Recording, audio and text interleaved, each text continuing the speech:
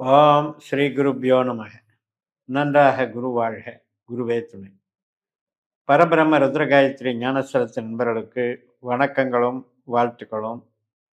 மேஷ லக்னத்திற்கு இந்த பதிவு சுக்கிரனுடைய சார மாற்றம், கேதுவோடு சேர்க்கை, கேதுவின் சாரத்தில் சுக்கிரன் பலன் தருகிறார். ஒரு 12 நாட்கள், ஜூலை 5ஆம் தேதி முதல் ஜூலை 16ஆம் தேதி வரை. இந்த 12 நாட்களில் நமக்கு என்ன விஷயத்தில் கவனமாக இருக்கணும், இதனால் என்ன பலன்கள் அப்படிங்கிறத பார்க்கலாம். சுக்கிரன் 2ஆம் அதிபதி 7ஆம் அதிபதி நம்ம லக்னத்துக்கு. ஆனால் உண்மையிலேயே சுக்கிரன் தான் நமக்கு ஈடுபாட்டை தருபவர். ஒரு விஷயத்தில் ஒரு நாலேஜ் கொடுக்குறவரே சுக்கிரன் தான். நம்முடைய நடை உடை பாவனைகள், செயல்பாடுகள், சிந்தித்தல் எல்லாமே அட்ராக்டிவாக இருக்கிறதுக்கு காரணம் சுக்கிரன் தான். அதே மாதிரி தான் கலை உணர்வு, நல்ல கலை உணர்வு, லேட்டஸ்ட் ட்ரெண்டில் என்ன நாகரீகம் இருக்குது, அந்த வகையில் நம்மளை இழுத்துட்டு போகிறது சுக்கிரன் தான்.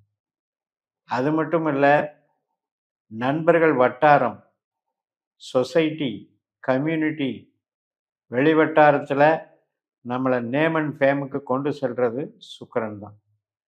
அப்போ ஒரு நல்ல ஒரு அந்தஸ்தை கொடுக்குறாரு, அப்பீரன்ஸை கொடுக்குறாரு, அட்ராக்ஷனை கொடுக்குறாரு, ஆளுமை திறனை கொடுக்குறாரு. இத்தனையும் இருந்தும் கூட அந்த சுக்கிரன் கோச்சாரத்தில் பயணிக்கும்போது அவர் செல்லக்கூடிய நட்சத்திரம் நமக்கு நல்லா இருக்கணும் இல்லையா? அவர் சேரக்கூடிய கிரகம் நமக்கு நல்லது பண்ணணும் இல்லையா? அது ரொம்ப ரொம்ப முக்கியம். இப்போ சிம்ம ராசிக்கு போகிறாரு ஜூலை 5ஆம் தேதி. அது ஒரு நல்ல விஷயம்தான். ஆனால் அங்கே சுக்கிரனுடைய நட்சத்திரம் பூரமாக இருக்கு. அதுக்கு முன்னாலேயே மகம் நட்சத்திரம் இருக்கு. அப்போ இந்த சுக்கிரனுடைய நட்சத்திரம் போகிற வரைக்கும் கிட்டத்தட்ட இந்த 12 நாட்கள் ஒரு அவஸ்தையை சந்திக்கிறாருன்னு தான் சொல்லணும். ஏன் அப்படின்னா, அந்த ஆசை, பாசம், நேசம், சந்தோஷம், குதூகலம், ஒரு ஒரு மகிழ்ச்சியாக இருக்கிறது, நினைத்ததை அடைவது, நினைத்ததை ரசிப்பது, இது எல்லாத்துக்குமே தடைன்னு எடுத்துக்கோங்க. காரணம் அங்கே இருக்கக்கூடிய கேது. கேதுனுடைய நட்சத்திரமான மகத்திலேயே இருக்கார்.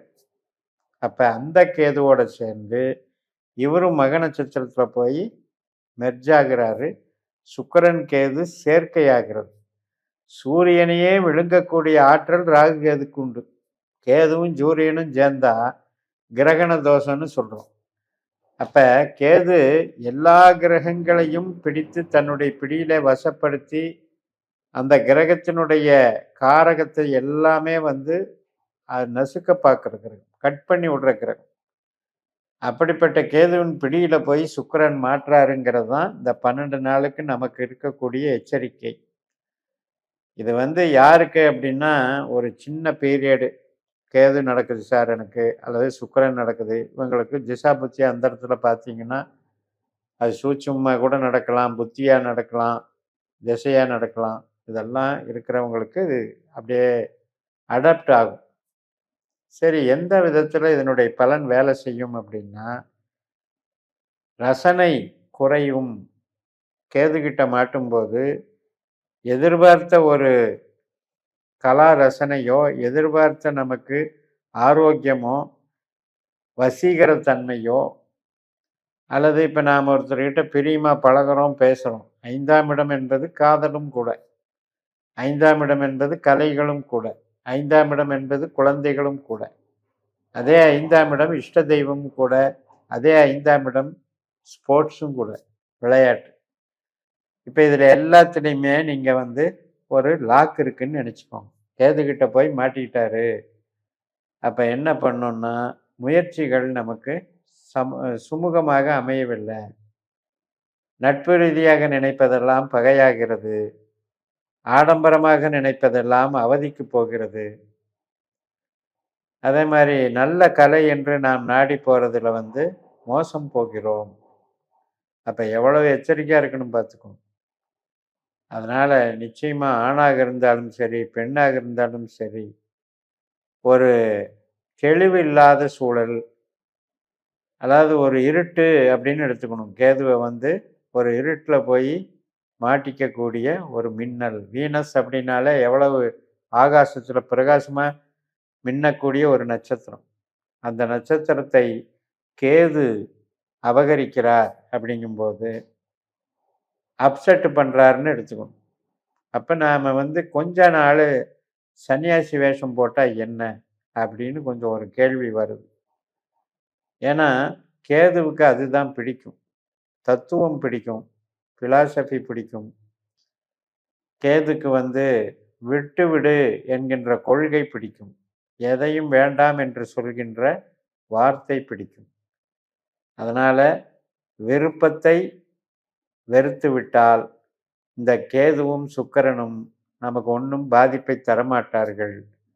ஆனால் கற்பனையை எதிர்பார்த்து கொண்டு, கற்பனையில் மிதந்து கொண்டு, இந்த 12 நாட்களிலே புது முயற்சிகள், புது உறவுகள், புது ஆடம்பர விழாக்கள், புது தேடல்கள், புது பயணங்கள் வேண்டாம் என்பதுதான் இங்கே இருக்கிற ரிசல்ட்.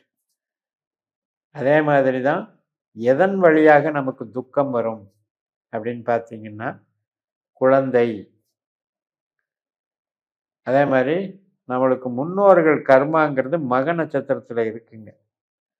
அப்போ உங்கள் ஜாதகத்தில் இதே மாதிரி சுக்கிரன் கேது ஸ்டாரில் இருந்திருந்தாருன்னு வைங்க, கண்டிப்பாக உங்களுக்கு முன்னோர்கள் வழியில் ஒரு கர்ஸ் இருக்கு, பித்ருக்கள் கர்மா வந்து நமக்கு லிங்க் ஆகுதுன்னு அர்த்தம்.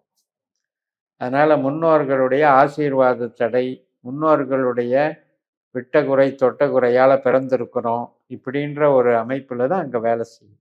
அதே மாதிரி பெண் சாபம் நம்ம குடும்பத்தில், நம்ம பாட்டன் காலத்தில் இருந்து, அதே மாதிரி இஷ்ட தெய்வத்தில் பெண் தெய்வ குற்றம். நம்ம வீட்டிலேயே ஒரு பெண் வந்து வாழ்ந்து மறைந்து அது வந்து தெய்வத்துக்கு நிகராக வைத்து வழிபடக்கூடிய அமைப்புகள் எல்லாம் கூட அங்கே இருக்கும். ஸோ இது மாதிரி சுக்கிரன் கேது கனெக்டிவிட்டியை வச்சு நாம் ரொம்ப டீப்பாக அனலைஸ் பண்ணும்போது ஆன்மீகத்திற்கு நல்லது, சந்நியாசத்துக்கு நல்லது, தத்துவத்திற்கு நல்லது, ஆன்மீக படிப்புக்கு நல்லது, விரதங்கள் இருப்பதற்கு நல்லது, வழிபாட்டுக்கு நல்லது, இத்தனைக்கும் நல்லது. ஆனால் நம்முடைய ஆடம்பரத்துக்கும் நம்முடைய சொந்த பந்தங்கள் பரிமாற்றத்துக்கும் அன்பை வெளிப்படுத்துவதற்கும் ஆசையை அதிகமாக்குவதற்கும் தடை பண்ணணுங்கிறதுக்கு தான் இந்த சுக்கிரன் கேது வேலை செய்யுதுங்கிறத புரிஞ்சுக்கிட்டு இந்த 12 நாட்கள் நீங்கள் இதில் இருந்து ஈடுபடாமல் இருந்தாலே உங்களை பாதிக்காது என்று சொல்லி நிறைவு செய்கிறேன். இந்த சேனலை சப்ஸ்கிரைப் பண்ணி ஷேர் பண்ணுங்கள். உங்கள் தனிப்பட்ட ஜாதக பலாபலன்களை என்னுடைய வாட்ஸ்அப் நம்பரில் தொடர்பு கொண்டு பலன் பெறுங்கள். உங்களிடமிருந்து விடைபெறுகிறேன். உங்கள் ஜெயம்எஸ். நன்றி, வணக்கம்.